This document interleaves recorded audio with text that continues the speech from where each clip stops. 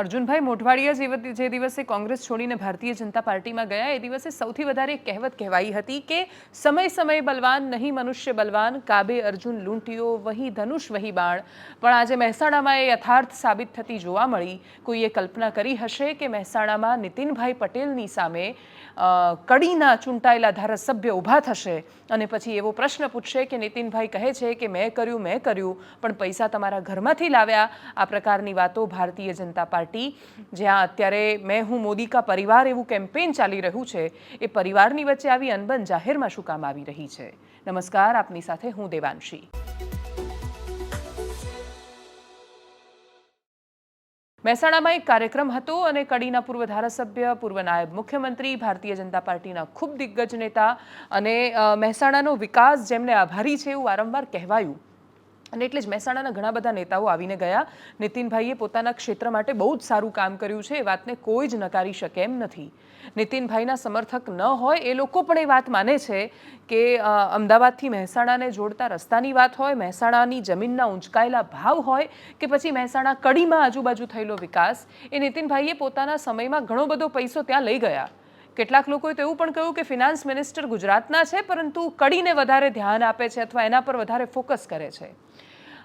નીતિનભાઈને રાજનીતિમાંથી એમને રિટાયર નહોતું થવું અને રિટાયર કરી દીધા એ પણ હકીકત છે. એટલી જ નીતિનભાઈ કદાચ પોતાના જીવનકાળમાં ક્યારેય મીડિયા સામે આવીને વાતને સ્વીકારશે નહીં, પણ જ્યારે આનંદીબેન ગયા અને એના પછી વિજયભાઈને મુખ્યમંત્રી જાહેર કરવામાં આવ્યા અને નીતિનભાઈને ફિનાન્સ ડિપાર્ટમેન્ટ પણ ન આપવામાં આવ્યું, નાણાં ખાતું પણ ન આપવામાં આવ્યું, ત્યારે એ રીસાયા હતા. રીસાયા પછી એમણે પ્રેશર વાપર્યું અને બાકીના પક્ષોના લોકો જઈને મળ્યા નીતિનભાઈને. એ બધું જ સર્વવિદિત હતું. ભારતીય જનતા પાર્ટીમાં આવો ઘટનાક્રમ સામાન્ય હોતો જ નથી. ત્યાં કોઈ નેતા ભાજપ અને હાઈકમાન્ડ પર પ્રેશર ઊભું કરે અને પછી હાઈકમાન્ડ દબાણમાં આવીને નિર્ણયો લે, એવું પણ થતું નથી. પણ 2017 પહેલાં એ વખતે એ થયું. નીતિનભાઈએ દબાણ ઊભું કર્યું, એ દબાણની અસર થઈ, નીતિનભાઈ નાણાપ્રધાન બન્યા. એના પછી પણ એ પોતાના એમના એ સમયગાળા દરમિયાન પણ એમણે મહેસાણા કડીના આજુબાજુના વિકાસને ઘણું બધું આપ્યું. વિવાદ ક્યાં થયો? એવું લાગ્યું કે કશુંક તો થયું છે. નીતિનભાઈ મંચ પરથી એવું બોલ્યા કે આજકાલના આવેલા મને શિખામણ આપવા નીકળી પડ્યા છે. કડીના ધારાસભ્યએ હવે એ નીતિનભાઈનું ઉડતું તીર હતું અને કડીના ધારાસભ્ય કરશનભાઈ સોલંકીએ લીધું કે શું એ કશી ખબર નથી. પણ પછી કરશનભાઈએ આખો કોયડો જે હતો કે નીતિનભાઈ કોને ટોણા મારી રહ્યા છે, પત્રકારોના મનમાં જે પણ દ્વિધાઓ હતી એ બધાને સોલ્વ કરી નાખી. એમણે બધું જ આવીને કહી દીધું. એમણે કહ્યું કે નીતિનભાઈ કહે છે કે મેં કર્યું તો એ તો ભાજપની સરકાર છે, 30 વર્ષથી ભાજપની સરકાર કરી રહી છે, કંઈ એમણે થોડું કર્યું છે, સરકારે કર્યું છે. એમણે ઘરના પૈસા થોડા કાઢ્યા છે વિકાસ માટે. આ રીતે આવીને એ ખુલ્લેઆમ બોલી રહ્યા હતા. બંને નિવેદનો સાંભળીએ જેમાં સૌથી પહેલા નીતિનભાઈ પટેલનો આડકતરો પ્રહાર છે અને એ પ્રહાર પર એક્શન પર રિએક્શન છે કડીના ધારાસભ્ય કરશનભાઈ સોલંકીનો. અને આ વખતે ચૂંટણી મેં કીધું ભરતના કંઈક મદદ કરો કે ભરત ના ચાલે. લો એટલે ભરત ના ચાલે કોણ ચાલે?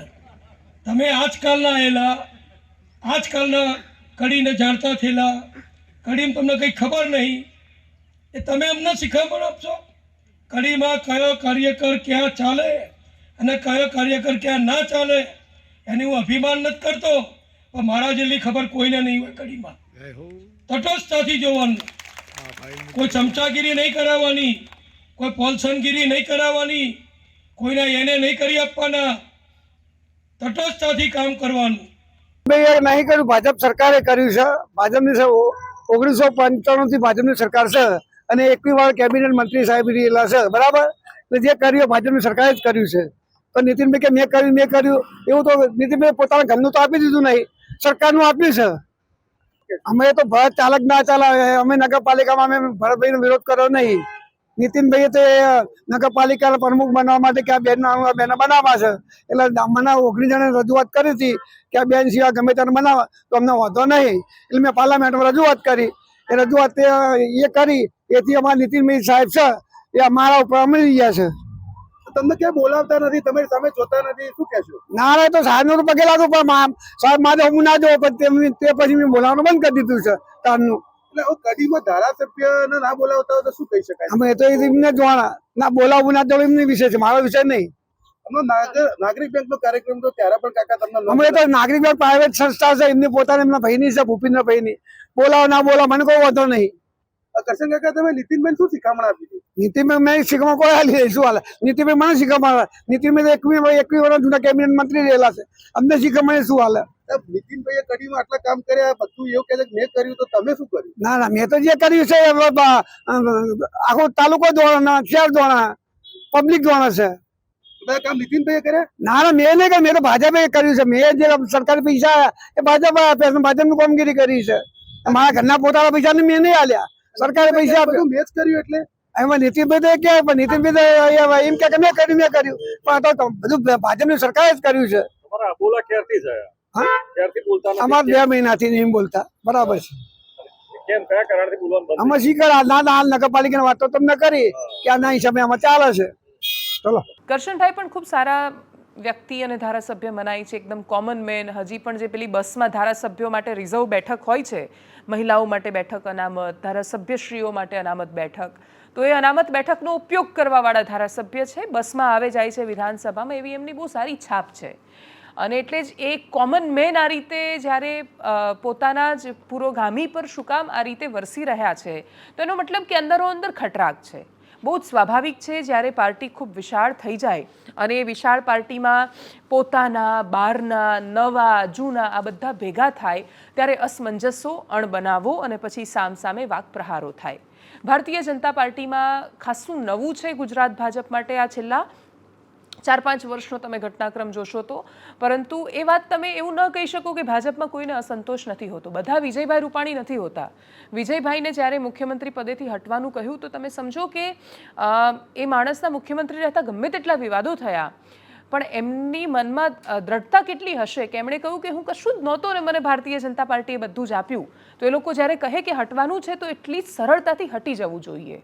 અને એટલે જ એ સાલસતાથી એ વાતને સ્વીકારી શક્યા કે મારો સમય અહીંયા પૂરો થાય છે અને બીજા કોઈને સત્તાનું હસ્તાંતરણ કરીને મારે જવાનું છે બીજું કોઈ અહીંયા આવશે અને આ રાજ્યને આગળ લઈ જશે પણ આટલી સરળતાથી બધા લોકોએ સ્વીકારી લીધું એ વાત તો સાવ ખોટી છે આખી કેબિનેટ ગઈ બધા મંત્રીઓ ગયા બધા જ બદલાયા બધા જ નવા આવ્યા અને એ નવા આવેલા દરેક વ્યક્તિઓ માટે બાકીના બધાને કશું કામ બધું બહુ સરસ કરશે એવી ભાવના હોતી નથી ઉપરથી ઘણા બધા લોકો એવી રાહ જોતા હોય કે હા બધું નવું સોંપ્યું છે બધા નવાને જોઈએ છીએ કેમનું પાર પાડે છે એમના નિષ્ફળ જવાની પણ કેટલાય લોકો પ્રતીક્ષા કરતા હોય પણ આપણે કહેવાય છે કે જ્યારે બહુ જ વિશાળ સમુદાય તમારા નિષ્ફળ જવાની પ્રતીક્ષા કરતો હોય ત્યારે સફળ થવું અનિવાર્ય બની જતું હોય છે આમાંથી કેટલા લોકો સરખામણીએ સફળ થયા કે નિષ્ફળ એનું કોઈ જ આકલન કે તુલના આજે નથી કરવી પણ વાત એ છે કે ભારતીય જનતા પાર્ટી જો એવું માનતી હોય કે ત્યાં યાદવા સ્થળી ન થઈ શકે તો એ વાત સાવ ખોટી છે નીતિનભાઈ પટેલ માટે આવું કહેવાવું અને એમનું મંચ પરથી બોલાવવું જ બતાવે છે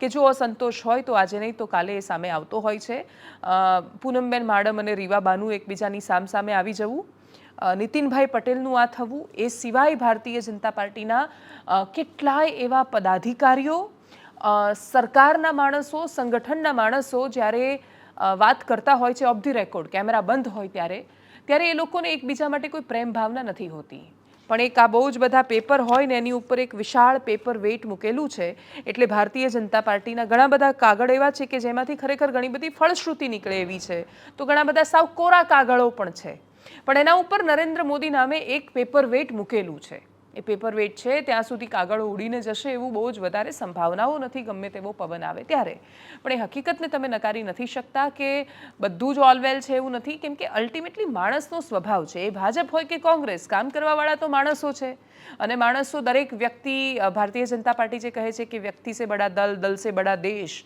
એ રીતે મોટાભાગના માણસો વિચારી નથી શકતા પણ હા એ હકીકત છે કે ઘણા બધા વિચારે પણ છે અને એવા બધા ઉદાહરણ આપણને સમયાંતરે જોવા મળ્યા છે આજે તો CR પાટીલ ચર્ચામાં રહ્યા વડોદરામાં ભારતીય જનતા પાર્ટીના કાર્યાલયનું લોકાર્પણ હતું CR પાટીલ મંચ પર હતા પોતાનું સંબોધન કરી રહ્યા હતા એક સરપંચ ઊભા થયા અને સરપંચે કહ્યું કે તમારું કાર્યાલય બની ગયું મારા ગામમાં શાળા ક્યારે બનશે CR પાટીલે જવાબ આપ્યો કે નહીં શાળા પણ બનાવીશું એ વિષય પર ચોક્કસ કામ કરીશું એ વ્યક્તિએ તો પણ સતત બોલવાનું ચાલુ રાખ્યું અસંતોષ વ્યક્ત કર્યો એક બાજુ કાર્યકર્તાઓ એમને રીતસરથી આમ પ્રેમથી તો નહીં પણ પકડીને ખેંચીને બહાર તો લઈ જતા હતા CR પાટીલે બીજી વાર કહ્યું કે હા ભાઈ એકવાર કહ્યું તો ખરું કે કરી દઈશું આખો જે ઘટનાક્રમ હતો એ રસપ્રદ હતો એના પછી બહાર નીકળીને સરપંચે શું કહ્યું સાંભળીએ 2 વર્ષથી સરપંચમાં છું અમે 1 વર્ષથી સ્કૂલની રજૂઆત કરું છું સ્કૂલ જર્જરિત છે સ્કૂલના છોકરાઓને બહાર મોકલવા પડે છે વડોદરામાં અને સ્કૂલના ઠેકાણા નથી એટલે પ્રાઇવેટ સ્કૂલો બધી લાભ લઈ જાય છે અને સ્કૂલના એકદમ કોઈ મતલબમાં એટલી જર્જરિત છે કે છોકરાઓને બેસાડીએ તો છોકરાઓને નુકસાન થાય એવું છે. એટલા માટે મેં આ રજૂઆત કરેલી છે CR પાટીલ સાહેબને. તરત રજૂઆત કર્યા બાદ પોલીસ તરત તમને સાઈડ પર બોલાવવામાં આવી? નહીં, તો આમાં એવું છે કે ભાઈ રજૂઆત કરું છે, મને એવું કઈ પોલીસ કોઈ નહીં. અગાઉ કોઈને રજૂઆત કરેલી છે બાબતે?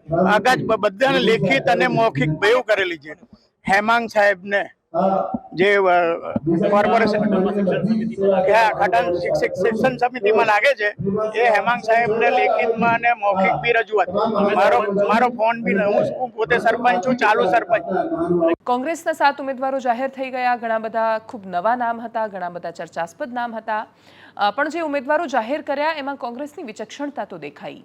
અને સૌથી મોટી વાત એ છે કે કોંગ્રેસે છુપાઈને મેન્ડેટ નથી આપ્યા. કોઈ વિરોધ કરશે તો, કોઈ શું પ્રતિક્રિયા આપશે એવા કોઈ જ ડર વગર કોંગ્રેસ પાર્ટી આ વખતે કામ કરી રહી છે. આ વખતે કોંગ્રેસ પોતાની જે એકદમ રૂઢિગત પેટર્ન છે એનાથી ખાસું અલગ કામ કરી રહી છે. ઉડીને એટલા માટે વળગી રહ્યું છે કેમ કે જે લોકોને ટિકિટ આપવામાં આવી છે એ લોકોનું પોતાના ક્ષેત્રમાં ખાસું વજૂદ છે. અમુક અપવાદોને બાદ કરી દઈએ તો અપવાદો તો દરેકમાં થતા હોય છે, પણ ભારતીય જનતા પાર્ટીનો સમય છે તો એ કોઈને પણ ટિકિટ આપે ચાલી જાય. કોંગ્રેસની પાસે એ પ્રશ્ન ઉપસ્થિત થતો નથી.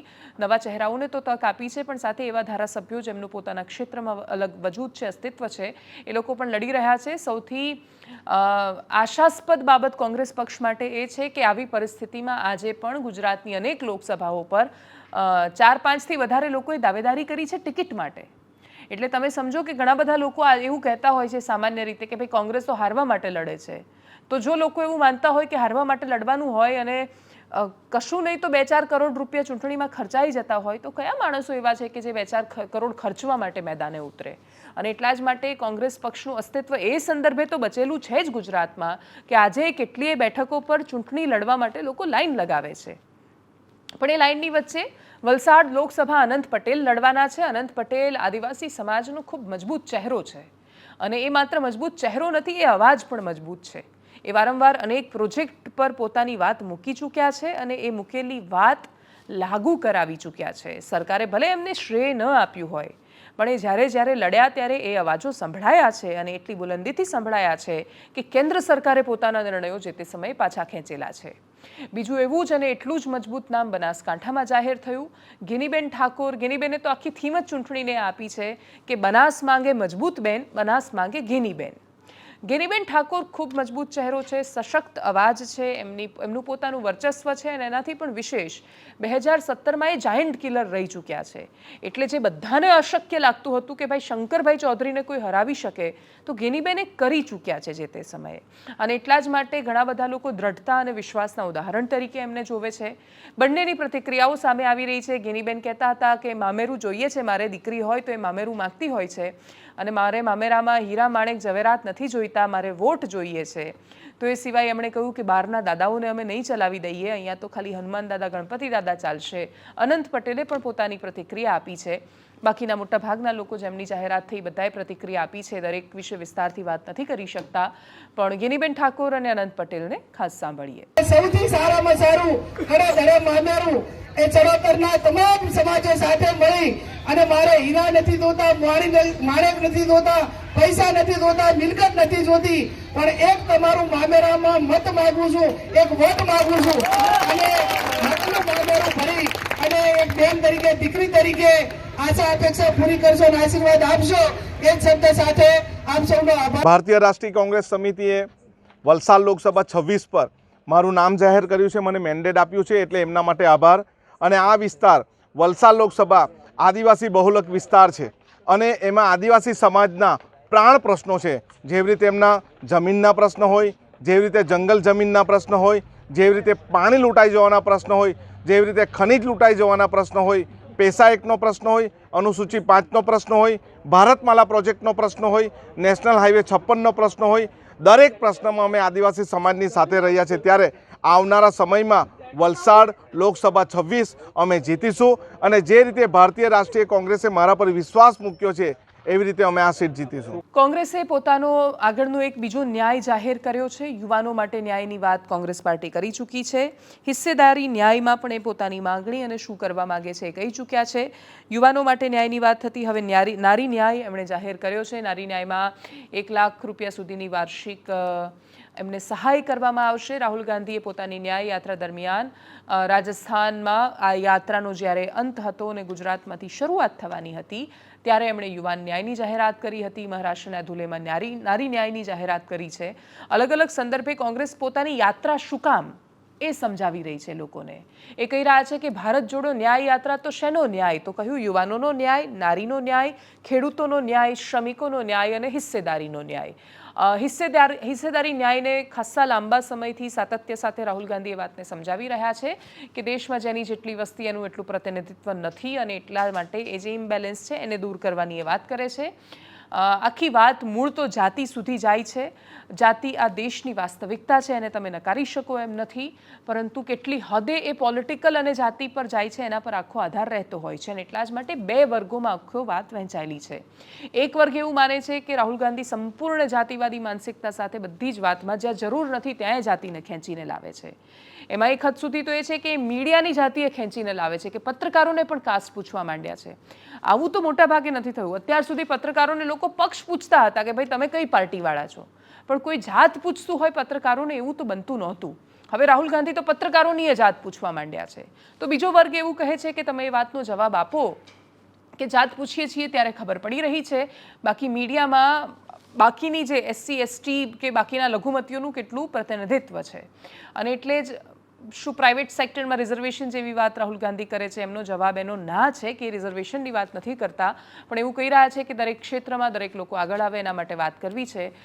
વાતો હજી પણ ઘણી બધી વાતોના સ્વરૂપમાં જ છે, કેમ કે એક્ઝેક્ટલી શું કરવા માંગે છે એનો આઈડિયા એમણે ઘણી બધી વાર આપવાની કોશિશ કરી હોવા છતાં પ્રશ્નો સમજાવી શકે છે, પ્રશ્નો વાસ્તવિક પણ છે, પણ એનું સોલ્યુશન શું એ હજી સુધી કોઈ ખાસ સમજાવી નથી શક્યું વિસ્તારથી. નારી ન્યાય જાહેર કર્યો ત્યારે શું કહ્યું રાહુલ ગાંધીએ? इंडिया की सरकार आएगी उसी महिला की आमदनी दुगनी हो जाएगी. 1 लाख रुपए उसके बैंक अकाउंट में हर साल ऑटोमेटिक डायरेक्ट उसके बैंक अकाउंट में जाएगा.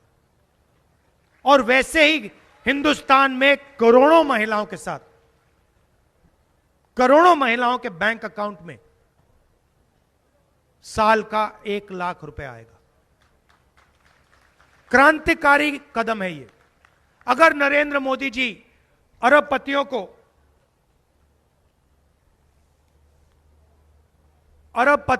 16 लाख करोड़ रुपए दे सकते हैं, तो हम करोड़ों महिलाओं को 1 लाख रुपए दे सकते हैं.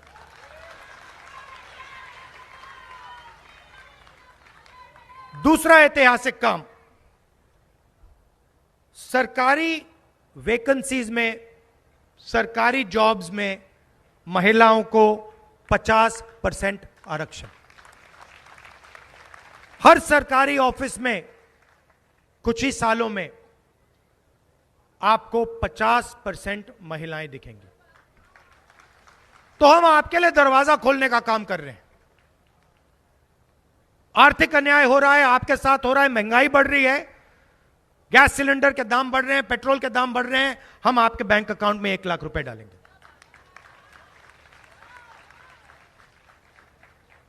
सरकार में आपकी जगह नहीं बनती, हम 50% रिजर्वेशन दे के आपको अंदर दरवाजा खोल के डालेंगे. आशा, आंगनवाड़ी और मिड डे मील में जो काम करती हैं, सेंट्रल गवर्नमेंट का जो भाग है, जो शेयर है, उसको हम दुगना कर देंगे. हर पंचायत में एक अधिकार मैत्री को हम अपॉइंट करेंगे. वो महिलाओं को उनके अधिकारों के बारे में समझाएंगी और उनके अधिकारों के लिए उनके साथ मिलकर लड़ेंगी. और आखिरी काम, सावित्री फूले जी की जन्मभूमि है, तो उनके याद में हम हर डिस्ट्रिक्ट में महिलाओं के लिए हॉस्टल खोलेंगे। जो महिलाएं काम करती हैं, जॉब करती हैं, उनके लिए हॉस्टल खोलेंगे। उनको वहां पे सिक्योरिटी मिलेगी, अच्छा भोजन मिलेगा। એટલીસ્ટ 5 થી 7 લોકસભા બેઠકો એવી છે કે જ્યાં મુકાબલો ખૂબ રસપ્રદ રહેવાનો છે. હવે આ રસપ્રદ મુકાબલો કોને કેટલો ફાયદો અપાવે છે, ભારતીય જનતા પાર્ટીની 5 લાખની લીડવાળા લક્ષ્યાંકને કેટલી હદે રોકે છે, એના પર નજર રહેશે. બાકી એક પ્રતીક્ષા એ પણ રહેશે કે આવનારા 2 દિવસમાં ઇલેક્શન કમિશન ચૂંટણીની જાહેરાત કરી દેશે. દેશમાં આચાર સંહિતા લાગી જશે. અમે ગ્રાઉન્ડ ઝીરો પર નીકળી પડીશું, તમારા ગામમાં પણ આવીશું, તમારા શહેરમાં પણ આવીશું. અને જો તમને એવું લાગતું હોય કે તમારા ગામ શહેરની કોઈ એવી વાત કે જે લોકસભા ચૂંટણીમાં સામાન્ય માણસો સુધી પહોંચવી જોઈએ, તો અમે આવીશું. ત્યારે એના પહેલાં તમને કહીશું તો ચોક્કસ તમે અમને મળજો અને આપણે એ વિષયો પર વિસ્તારથી વાત કરીશું. હવે આપણે બહુ જ થોડા સમયમાં, ટૂંક જ સમયમાં મળીશું તમારા ગામના પાદરમાં, તમારા શહેરના પ્રાંગણમાં. નમસ્કાર.